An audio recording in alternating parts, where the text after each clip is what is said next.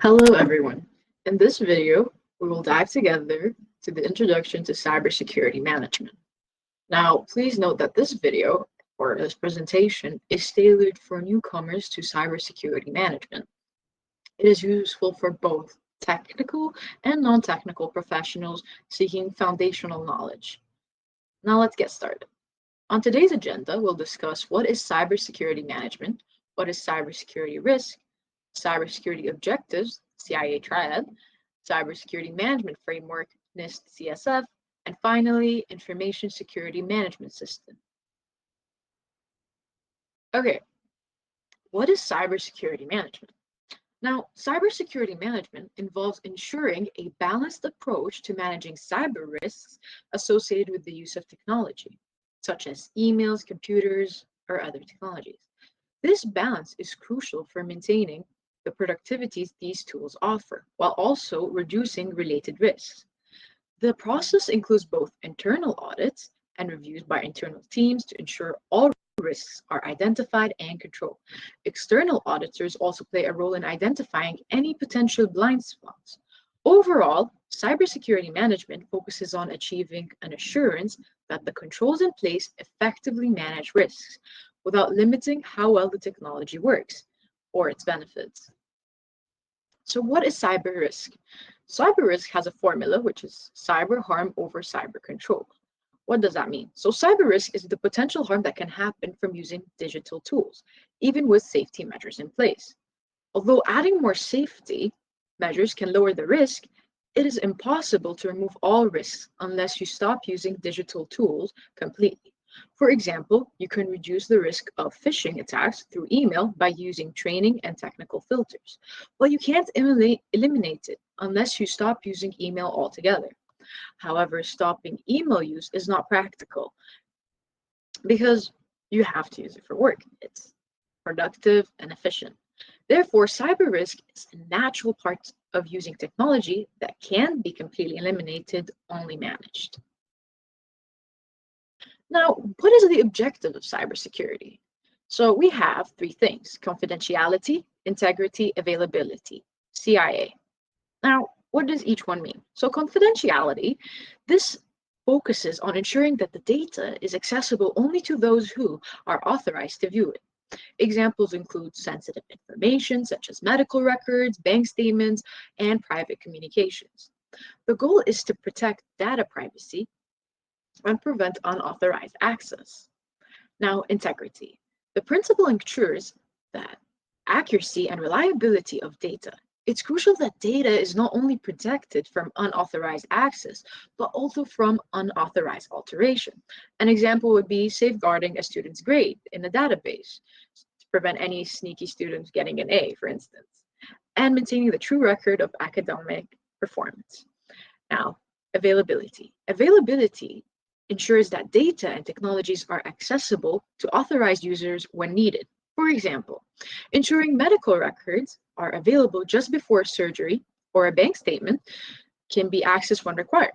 This involves maintaining a system operational and ready to serve the user's needs.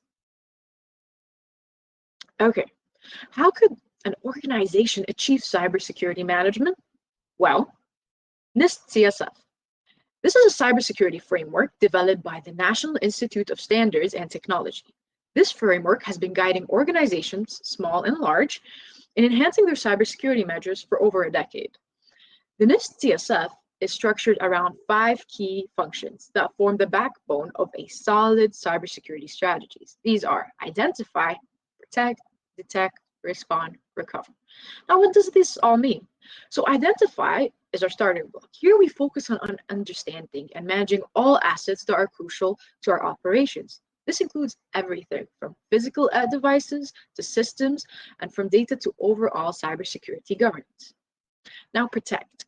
Once we know that we need to protect, the next step is safeguarding our assets. This involves implementing controls like access management, training employees, securing data, and maintaining a defensive technologies. Now, detect.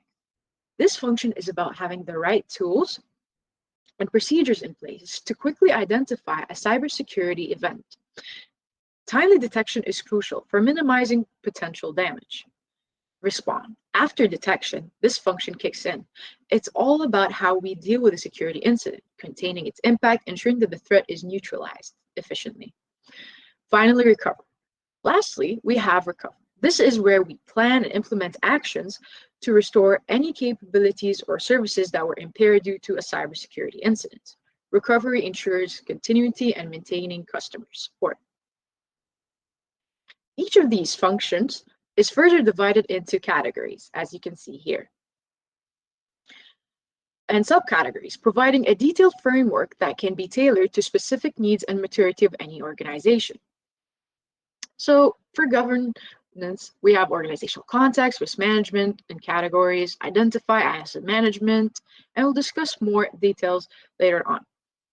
Now, it's important to note that while NIST CSF provides a comprehensive structure, it does not dictate how to manage these functions. So how can an organization manage these cybersecurity functions?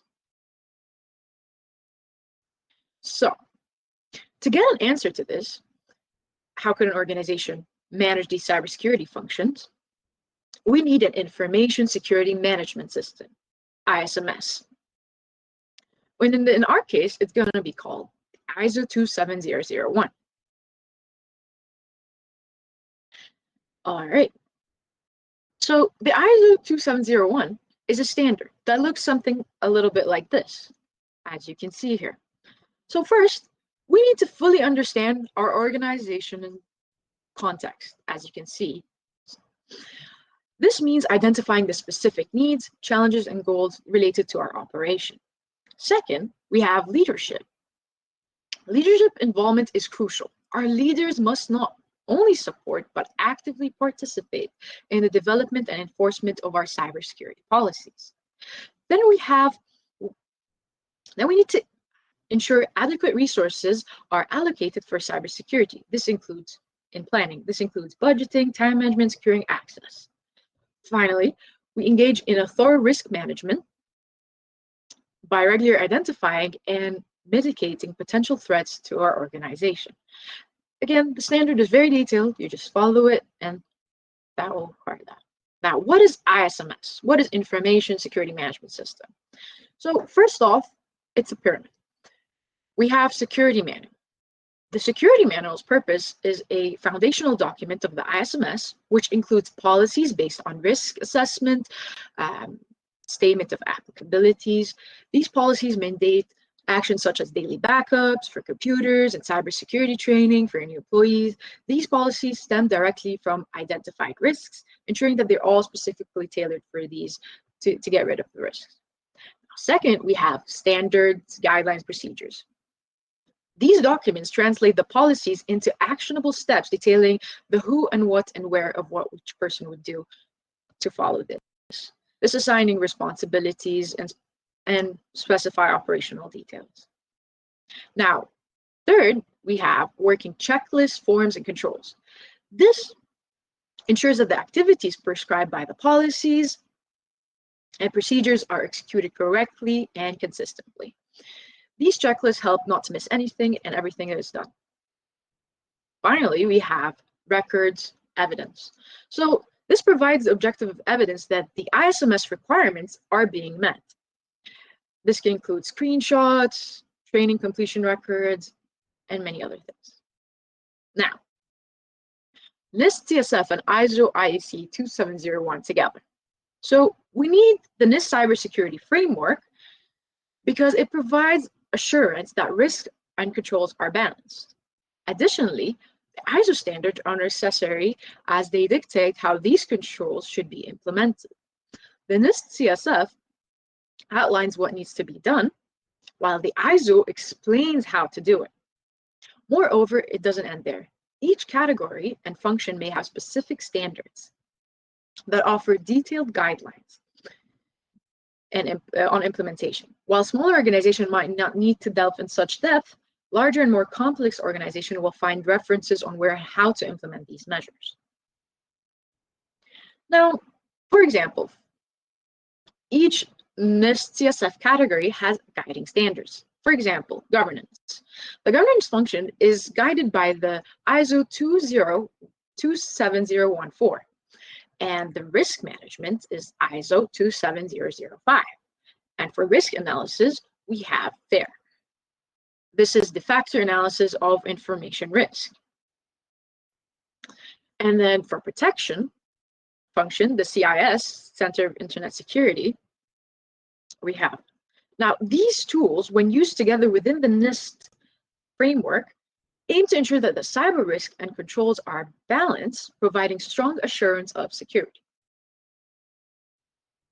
Now remember, we said it earlier that cybersecurity management is a sense of assurance that cyber risk and controls are in balance. Let's go to Maple GRC.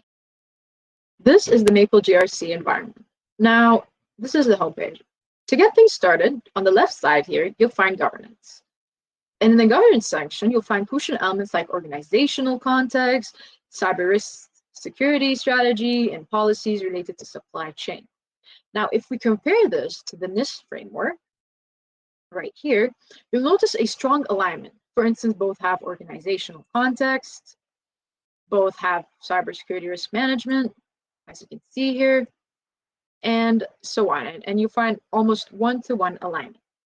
Now, asset identification and management. Moving on to asset identification. This is categorized under identity here, asset management.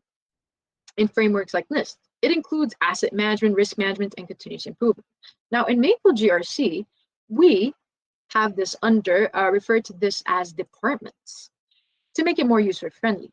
Here you can track and manage assets which are essentially the sources of cyber risk, ranging from physical devices, hardware assets here, to virtual assets like web applications and all social media accounts. Now, risk assessment. Now, if we go here and identify, we have risk assessment. Now, risk assessment, right here in this section, identify, we have a risk scenario and risk assessment. And in risk assessment section, you'll find risk scenarios designed to be inclusive for the organization. For example, insider threat. There's a video that explains how the threat operates, the potential harm to the organization, and the mechanics to such attacks. There's also a detailed look at specific risks, such as the misuse of valid employment, credentials, you can see here. This refers to a situation where someone left the company but continues to see their accounts or use their accounts. So understanding this illustration here helps us to understand how the risk is going to be like. So for instance, where a scenario where the employee leaves the company but continues to use their account, this represents a clear security risk, specifically the misuse of valid post-employment credentials. The system checks whether the appropriate controls right here are balanced. Currently, there is an imbalance, as you can see right here, for instance, and it's very important that it should be implemented and properly followed. Now, right here, we're also going to find optimal investment. Now, the investment word here is crucial because it's relations of the value of managing risk. We'll explore more about that. And you can see also here the risk at values. You can see here the successful attacks, the cost of successful attacks, and risk of value. And these values change as we implement and add more controls, then these values change as well. Now, moving on, we have protect. All right, so next part of the NIST is protect. And we have here training and all of that. So in protect, you're going to find training plans. All right, general training plans, for instance.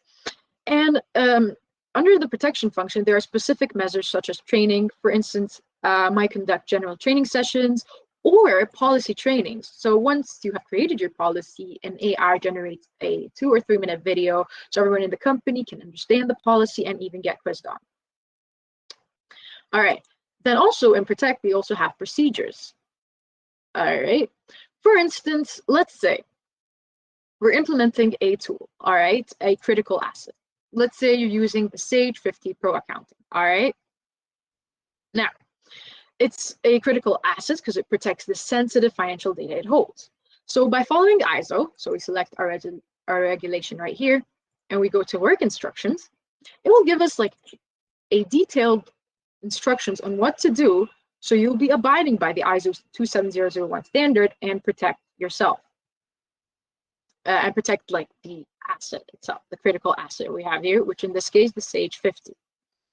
All right, now next up is detection and response, and then recovery. Now detection and response are kind of similar and go a little bit in the protection function as well, like right here in protect. Includes detecting mechanisms, right here, you can find it in standard, to protect sensitive data, such as identifying viruses or anomalies in the systems. And the response recover for the finalness thing, all right, you're going to find in incident management. So right here, you'll find incident plans. Okay, if you click here, you're going to find the incident plans, and you can even create one if something did happen, and everything's simple, drop down menu. And you're going to find incident reports. After doing everything, you'll find the incident reports of everything. And there you have it. You have followed the NIST framework without missing anything and all of that. Now, using this framework, the NIST CSF, alongside the ISO 2701, which emphasizes the information security management system, ensures that no critical assets, all right, gets lost. So if you remember here, the ISMS, that no critical areas are overlooked. Like using both will ensure that. So this system encompasses the policies, the guidelines, and data management to maintain evidence of the compliance. So if we go back here to the app, we need to start generating the policies. To make things easier and all of that, we go here, right here to organization, and we go to files, and here you can upload. So this is very important. So once we upload the file, like financial file, annual file, and everything, and analyze, it will help us with the context right here, which is very important. It just takes a few minutes, and then you click analyze, and once it's done, you will see the uploaded files. You can select any generated text, so you can click edit, and you find any generated text. All right, and right here you can edit it or just use the AI feature right here to just fill it out.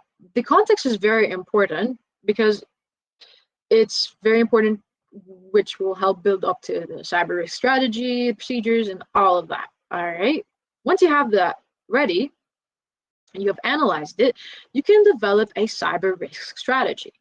Now, if you remember, that we said the foundation of a cyber risk strategy is understanding of the equation of cyber risk equals harm divided by the controls. Now, it's crucial how to organize the cyber risk appetite. Like right here, you can see the value of it, and even tells you how it's calculated as well, in case you don't know. This involves questions such as risk capacity, risk tolerance, financial risk capacity, risk management framework. We can see here we use the ISO 2705, risk analysis method, and you can find the statements as well, risk capacity statement, tolerance, and all of that. These figures are later used to access organizational risks. All right, and once you have done this and the context, you can finally start generating your policy. So based on the initial risk strategy, the first essential policy that gets generated is the risk management policy. All right, this document outlines how risks will be managed within the organization. The content of this policy is generated based on the data analyzed so far and can be edited more to reflect on what you want your company to have done. Similarly, the information security management policy will be the same thing again, generated. You just click generate and you'll have it. As well, you can also edit that. Here, policy title, valid form, and you can just quickly edit or use the AI filter just in case you have a writer's block, and that's it. So once you have generated all your policies, the training is done, and everyone and employees have signed and seen and done the training, you have successfully followed the NIST framework and the ISO standard to control so now you have a full grasp of cybersecurity management. So this environment facilitated the system that supports implementation for both functions and categories of the NIST framework and critical aspects of cybersecurity, and also the management of these policies, ensuring that they are deeply integrated across the organization. So this streamlined the process not only simplifies the creation, so this just simplifies everything and make sure you don't miss anything at all, and you go follow this. Now, thank you so much for your time. Please stay tuned for our next videos.